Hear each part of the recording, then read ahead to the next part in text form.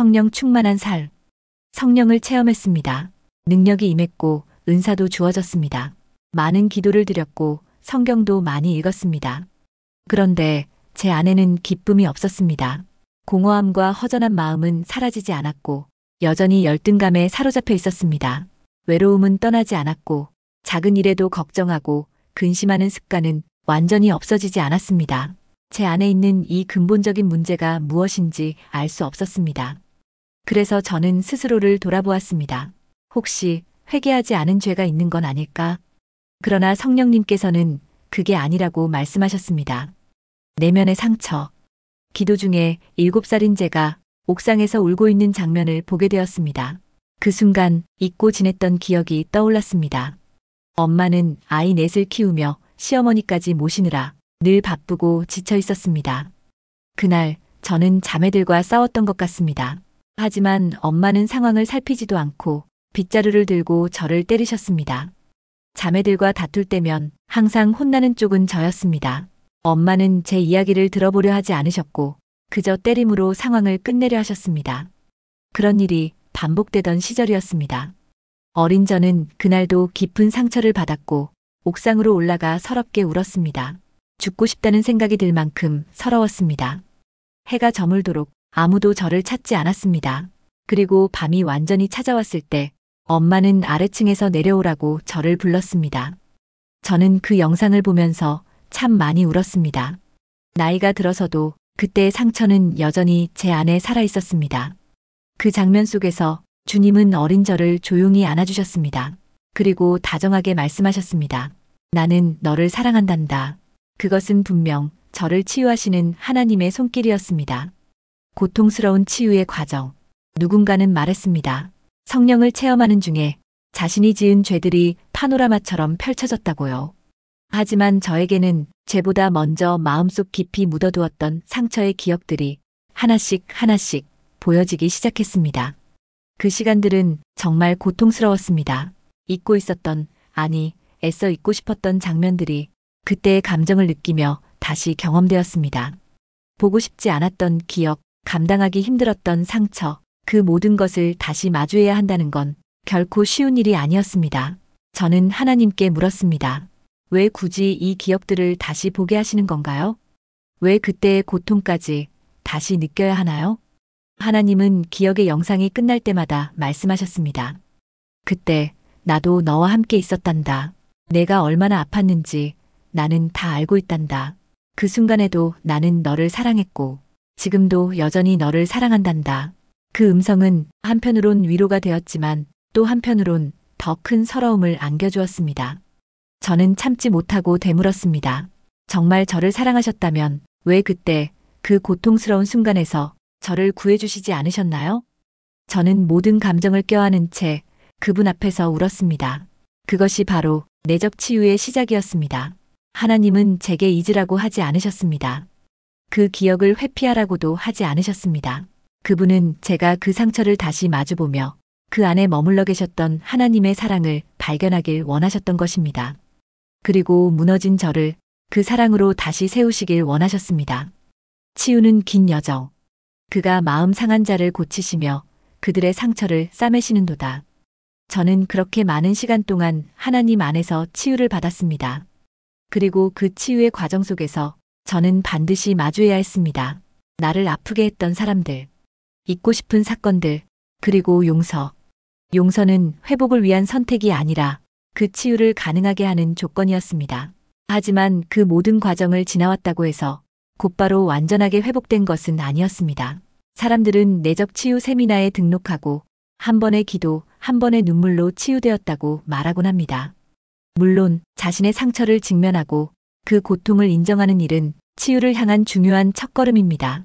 하지만 진짜 치유는 그 하루로 끝나지 않습니다. 그날 이후에도 계속해서 하나님의 손길 안에 머무는 삶이어야 합니다. 저는 그분의 사랑을 온전히 신뢰하게 되기까지, 그리고 그 사랑 안에 제 모든 것을 내려놓기까지는 참으로 오랜 시간이 필요했습니다. 제가 그 사랑을 마음 깊이 신뢰하게 되었을 때 그 사랑이 비로소 제 상처를 만지기 시작했습니다. 그리고 그때 저는 깨달았습니다. 상처를 치유하는 것은 기억을 지우는 일이 아니라 그 기억을 하나님의 사랑으로 다시 덮는 일이라는 것을. 진짜 치유는 하나님의 사랑을 신뢰할 때 시작됩니다. 그리고 오직 그 사랑만이 내 영혼의 깊은 상처까지 완전히 회복시킬 수 있습니다. 이제는 과거의 열등감이나 외로움, 고독과 낮은 자존감이 저를 흔드는 일이 거의 없습니다. 그 감정들은 더 이상 저를 주장하지 못합니다. 깊은 내면의 치유가 이루어진 뒤에야 저는 진정한 평강이 무엇인지, 참된 기쁨이 무엇인지 알게 되었습니다. 그리고 그 평강은 지금도 여전히 하나님의 사랑 안에서 자라고 있습니다. 내적 치유의 중요성. 우리 안에 하나님의 빛이 들어오면 그 빛은 우리가 외면해온 어둠을 비추기 시작합니다. 묻어두고 잊은 줄 알았던 아픔들이 하나님의 빛 앞에서 하나둘 드러나기 시작합니다. 그 상처를 그냥 덮어두고는 우리의 영이 결코 새로워질 수 없습니다. 그래서 내적 치유는 선택이 아니라 필수입니다. 그것은 하나님과 온전히 동행하기 위한 영혼의 준비 과정입니다. 우리 모두 상처 없이 살아갈 수 있다면 얼마나 좋을까요? 하지만 인생을 살다 보면 충격적인 사건을 마주하기도 하고 원치 않은 슬픔과 절망을 겪게 되기도 합니다. 어린 시절부터 관계 안에서 상처를 주고받으며 자라고 불우한 환경 속에서 깊은 아픔을 경험합니다. 때로는 말 한마디, 무심한 시선 하나에도 우리의 마음은 쉽게 다칩니다. 물론 그 모든 것을 잘 이겨내는 강한 사람도 있습니다. 하지만 대부분의 사람들은 마음 한켠에 상처를 숨기고 살아갑니다. 그러나 하나님은 그 숨겨진 상처까지도 직접 만지시고 치유하시기를 원하십니다. 그분은 우리가 더 이상 그 상처에 묶여 살지 않기를 바라십니다. 내면의 상처가 치유되지 않으면 평강도 자유도 기쁨도 온전히 누릴 수 없습니다. 하나님께서는 말씀하십니다. 얘야, 나는 너의 마음을 안단다. 내가 너를 회복시키고 너를 새롭게 하겠다. 진정한 내적 치유는 하나님의 사랑으로 회복됩니다. 귀신 들린 그리스도인. 예배 시간마다 제 앞에 앉는 분이 있었습니다. 신앙생활을 이제 막 시작한 정신적으로 지체가 있는 분이었지요. 아주 선하고 순수한 분이었습니다. 어느 날 저는 설교가 끝난 뒤 통성기도 시간에 그분을 위해 기도하고 싶은 마음이 들었습니다. 그분을 위해 방언으로 기도하는 중 제 입에서 귀신을 쫓는 방언이 나오기 시작했습니다. 저는 아주 작은 소리로 그분 안에 있는 악한 영들을 쫓았습니다. 하지만 그 다음 주일에 그분을 다시 만났을 때 놀랍게도 그에게는 여전히 귀신이 있었습니다. 왜 귀신이 다시 들어왔는지 저는 도무지 이해할 수 없었습니다. 그래서 아무도 모르게 그의 뒤에 앉아 또다시 귀신을 쫓는 기도를 했습니다. 수요일 예배 시간이었습니다. 늘 교회 맨 뒤에 앉아 계시던 부목사님께서 그날은 우연히 그 성도 옆에 앉으셨습니다. 통성기도 시간이 되자 저는 평소처럼 그 성도를 위해 귀신을 쫓았고 자연스럽게 부목사님을 위해서도 기도했습니다. 그런데 놀라운 일이 일어났습니다. 귀신을 쫓는 방언이 입에서 흘러나왔습니다. 저는 너무 의아했습니다. 내 방언 통변이 잘못된 건 아닐까? 저는 성령님께 여쭈었습니다. 그때 성령님께서 제게 분명히 말씀하셨습니다. 아니다. 너의 방언 통변은 틀리지 않았다. 순간 저는 큰 충격에 빠졌습니다. 어떻게 교역자가 귀신에 사로잡힐 수 있다는 말인가? 그날 이후 저는 예배 때마다 제 앞에 앉은 분들을 두고 기도해 보았습니다. 그러자 놀랍게도 많은 성도들이 귀신 들린 상태로 예배를 드리고 있다는 것을 알게 되었습니다. 그것은 충격이었지만 동시에 분명한 사실이었습니다. 그 모든 경험은 단지 방언의 능력을 드러내기 위한 것이 아니었습니다. 성령님께서는 저에게 성도들의 영적인 상태를 보여주고 계셨던 것입니다. 하나님, 이 시대 교회 안에 이토록 많은 묶임과 눌림이 있다니 도대체 무엇이 잘못된 것입니까? 저는 그 문제를 붙들고 하나님 앞에 나아갔습니다. 주님께서도 이 땅에 계실 때 병자들을 고치실 뿐 아니라 귀신을 내쫓으셨습니다. 육체의 질병 이면에 영적 눌림이 자리하고 있었던 것이지요. 겉으로는 전혀 문제없어 보이는 이들 중에도 악한 영에 눌려 살아가는 영혼들이 얼마나 많은지 저는 조금씩 그러나 분명하게 알아가고 있었습니다. 성령과 귀신이 공존하는 충격적인 현실. 성경은 이렇게 말합니다. 성령이 아니고는 예수를 주라 시인할 수 없다. 즉, 우리가 예수님을 주로 고백했다는 그 사실 자체가 우리 안에 성령님이 계시다는 증거입니다. 그런데 질문이 생깁니다. 과연 성령님이 계신 사람 안에 귀신도 함께 존재할 수 있을까요? 충격적이지만 존재할 수 있습니다. 성령께서 분명히 내주하고 계시지만 완전히 그분의 통치를 받지 못한 상태에서는 우리 안에 여전히 귀신이 머물 수 있는 영적 공간이 존재할 수 있습니다. 그래서 어떤 날은 성령의 인도하심을 따라 살아가지만 또 어떤 날은 귀신의 영향 아래서 행동하거나 판단하게 되는 것입니다. 이런 상태에서는 습관적으로 죄를 짓고 기도가 자꾸 막히고 예배가 부담스럽고 말씀은 잘 들리지 않으며 믿음조차 잘하지 않습니다. 춥기의 한계. 왜 귀신은 다시 돌아오는가? 예수님께서는 이렇게 말씀하셨습니다. 더러운 귀신이 사람에게서 나갔을 때에 물 없는 곳으로 다니며 쉬기를 구하되 얻지 못하고 이에 이르되 내가 나온 내 집으로 돌아가리라 하고 와보니 그 집이 비고 청소되고 수리되었거늘 이에 가서 저보다 더 악한 귀신 7을 데리고 들어가서 거기 거하니 그 사람의 나중 형편이 처음보다 더욱 심하게 되느니라. 이 악한 세대가 또한 이렇게 되리라. 예수님은 귀신이 떠난 사람의 마음이 비어있는 상태에 주목하셨습니다. 깨끗하게 정돈되었지만 성령으로 충만해지지 않으면 결국 다시 어둠의 지배를 받을 수 있다는 것입니다. 회개는 출발점일 뿐이며 성령으로 충만해지는 삶이 진짜 변화입니다. 한 번은 한 사역자 안에 아주 많은 귀신들이 머물고 있다는 사실을 성령님께서 제게 알려주신 적이 있습니다. 그는 겉보기엔 매우 경건해 보이는 사람이었습니다. 하지만 그 내면에는 음란과 교만, 불신과 분노 같은 죄들이 여전히 자리하고 있었습니다. 그 죄는 귀신이 머물기에 너무나 적합한 먹이가 되었고 사역의 열매도 없었습니다. 저는 축기 사역을 하기에 앞서 그에게 이렇게 말했습니다. 이 죄들을 회개하고 완전히 끊어내지 않으면 귀신은 반드시 다시 돌아올 것입니다. 그는 일시적으로 깨끗해졌습니다. 하지만 이후 그가 그 죄에서 정말로 떠났는지 저는 모릅니다. 그러나 죄에서 돌아서지 않는 한 귀신은 반드시 다시 돌아옵니다. 그렇다면 사람이 스스로 예수의 이름으로 귀신을 내쫓으면 귀신이 나갈 수 있을까요? 네, 나갈 수 있습니다. 그러나 죄에서 돌이키지 않는 이상 그 귀신은 반드시 다시 들어옵니다. 그래서 저는 어느 순간부터 예배 시간에 앞에 앉은 이들을 향해 귀신을 쫓는 기도를 더 이상 하지 않게 되었습니다. 왜냐하면 개인의 진정한 변화가 일어나지 않는 이상 귀신은 언제든 자신이 살던 그 영으로 다시 되돌아오기 때문입니다. 매일 반복하던 죄에서 돌아서야 합니다. 작은 죄라도 그대로 두면 뿌리를 내리고 점점 자리를 잡습니다. 그리고 결국 귀신이 들어와 살기에 너무나 좋은 집이 되어버립니다. 그리고 한번 들어온 귀신은 절대 쉽게 나가지 않습니다. 내쫓는 것도 결코 단순한 일이 아닙니다. 그러나 우리가 죄에서 돌이키고 성령으로 충만해지면 귀신은 저절로 떠나갑니다.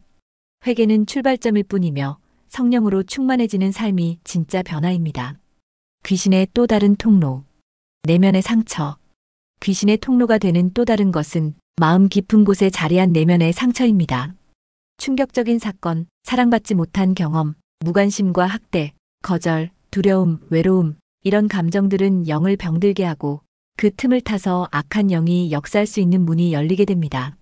하지만 모든 상처가 귀신의 통로가 되는 것은 아닙니다.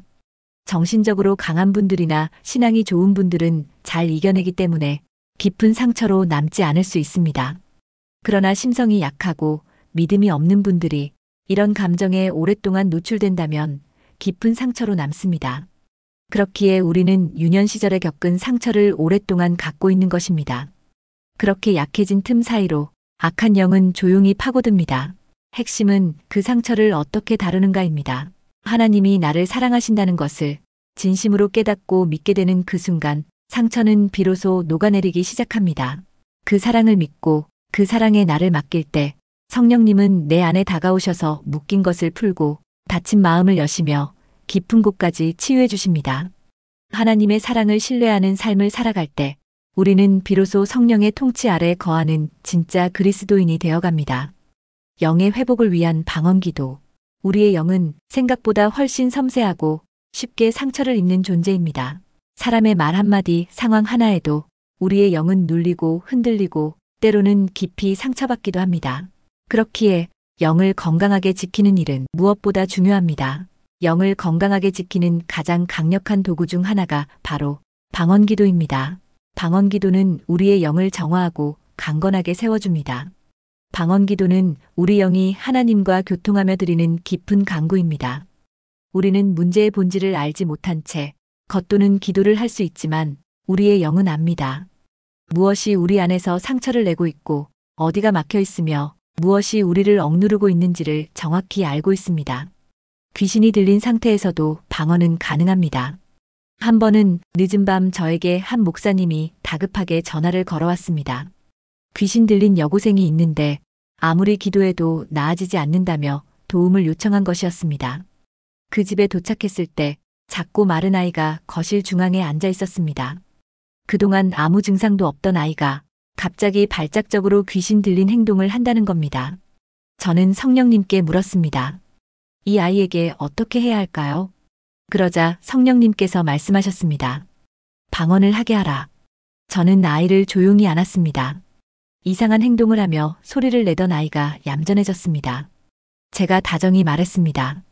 이제 방언을 시작할 거야. 입을 벌리고 아무 소리라도 내보렴. 그 순간 아이의 입에서 방언이 터져나왔고 저와 아이는 함께 영으로 하나님께 기도했습니다. 아이는 그날 처음으로 방언이라는 것을 하게 된 것입니다. 귀신은 완전히 떠나갔습니다. 아이의 얼굴에는 평화가 찾아왔습니다. 이 사건을 통해 저는 분명히 확신하게 되었습니다. 귀신이 들려도 방언은 할 수 있습니다. 그리고 방언은 귀신을 쫓아냅니다. 한 번은 평생 우울증에 시달린 분을 만났습니다. 저는 그에게 이렇게 권했습니다. 하루에 3시간 이상 방언으로 기도해 보세요. 그는 정말 간절한 마음으로 몇 달 동안 쉬지 않고 방언 기도를 드렸습니다. 그리고 마침내 수십 년을 괴롭혔던 우울증이 완전히 사라졌습니다. 이처럼 방언 기도는 영을 치유하고 회복시키는 놀라운 능력이 있습니다. 실제로 방언 기도를 꾸준히 하는 사람들 중에는 내면의 깊은 상처나 귀신에 시달리는 경우는 매우 드뭅니다. 왜냐하면 방언 기도는 우리를 하나님의 임재 안에 깊이 머물게 하기 때문입니다. 방언 기도는 영이 드리는 깊은 간구이며 하나님과의 직접적인 교통입니다. 그리고 치유와 회복으로 가는 길입니다. 성령 충만은 죄를 이기는 능력. 어느 주일 예배 시간 성령님께서 제게 물으셨습니다. 성령 충만이 무엇인지 아느냐? 저는 그 질문에 선뜻 대답할 수 없었습니다.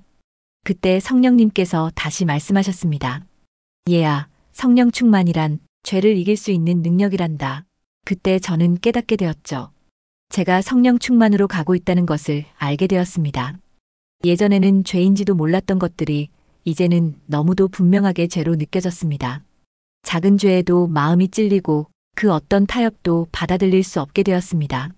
제 안에서 성령께서 민감하게 역사하고 계신다는 것을 분명히 알 수 있었습니다. 사람들은 종종 성령을 체험한 후 하루아침에 사람이 변했다고 말합니다. 하지만 정말 그럴까요? 저는 그렇게 생각하지 않습니다. 우리의 영이 성령으로 새로워지기 위해서는 시간이 필요합니다. 내 안의 죄를 회개하고 내면의 상처가 치유되며 모든 묶임에서 풀려나야 합니다. 성령 충만이란 죄를 이기는 능력이다. 그 말씀을 들은 지 18년의 시간이 지났습니다. 그동안 저는 죄를 이기기 위한 훈련을 끊임없이 받아왔습니다. 그리고 지금도 여전히 저의 죄성과 싸우고 있습니다. 다만 예전보다 쉽고 빠르게 이기고 있다는 점이 달라진 부분입니다.